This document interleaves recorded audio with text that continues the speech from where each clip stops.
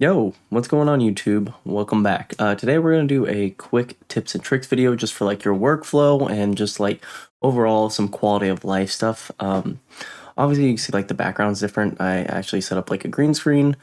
If you guys like this style where there's like no backing and it's like more immersive, just let me know and I'll keep it for future videos. I have no problem doing that. Just trying something new, always trying to make the channel feel better and evolving. So just give me your feedback on that. That would be awesome. But we're going to get into it.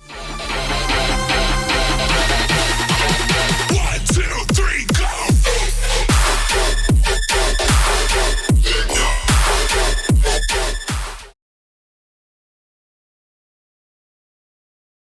Tip one is going to be how to move automation quicker. So we all know you can either click up here or you just hit A if you're a hotkey fanatic like me, and you can pop up something. Let's say I wanted to make this, we're going to go with this shifter here, and we're just going to, we want it to be bridged up.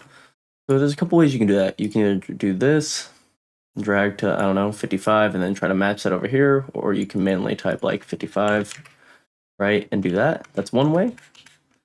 Another way of doing it is using, I call it Bencil. I think company coined that or something. You can go to the size, drag up to that once you do sizes. If you don't know how I change the grid, I hit Control 2 to make it larger and 1 to make it smaller. You can hit 3 for triplet and 4 to turn it off. That's another tips and trick that wasn't a part of the video, but just in case you didn't know. And another way, which I found really useful lately as well, is dragging over the section you need. And then you can just go see the plus sign. If I'll probably zoom in really close. If you go right above where the plus sign is not, you can drag the whole bar how you want. And then of course you can use your sides as well to slope stuff. So really quick, and this way you don't have to, like, what's you'd want it to be like right here. So you're saving time rather than trying to like do this or type in. It's very quick to just go over your highlighted section and just drag accordingly. So that is tip number one on automation, or many ways to automate quicker. Tip number two is how to locate a sample very quickly. Say you want to learn or know where that you got the sample from. You don't want to type the name out, or just the original in general. All you have to do is just click on your sample, and at the top bar here, if you're in 10, I believe it's going to be like in a row here. You'll see kind of a thing, but in 11, it's right here. Boom.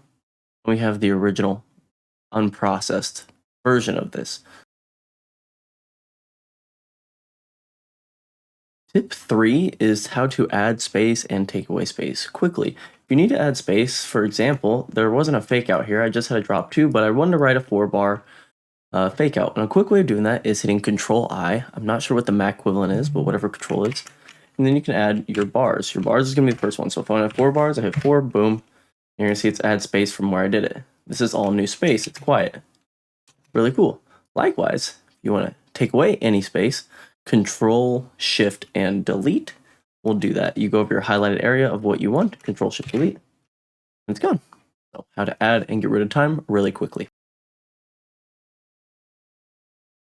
Tip number 4 is going to be how to check your sidechain. Sidechain is really important, and I feel a lot of people struggle with getting the sidechain right in their tracks because they are either too scared to make it wider or they're just not doing it properly. This is to purely check how you do it. And what I do is I'll set this to resample mode.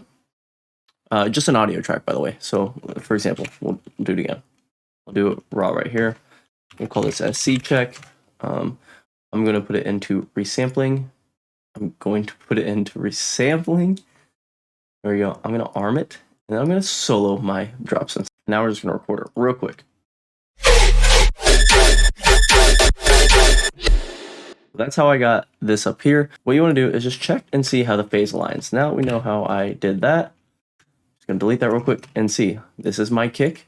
And look how cleanly, as soon as my kick is done, there. It's a very deep side chain, the thickest part of it. So the side chain checks out. It's just a good way because in case you accidentally set your side chain too short.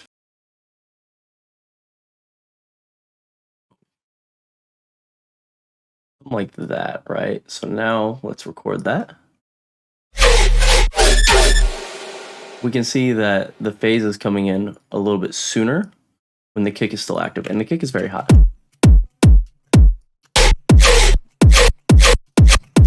So you can just kind of see visually if your sidechain's lining up. The last tip is honestly one I straight up took from Ray Volpe, because it's so useful if you're using Shaperbox, and it actually makes me want to use Shaperbox again. So it's really cool. And what he uses is an instrument rack that he puts a external instrument to. So you bring in an instrument rack, then you make different external instruments, and then those will go to your Shaperbox. So for example, my synth sidechain. I go to my intro synths things where it's at. Yeah, right here. So what I have this going to is it's literally just a shaper box. It's active like normal shaper box, but it is sent here.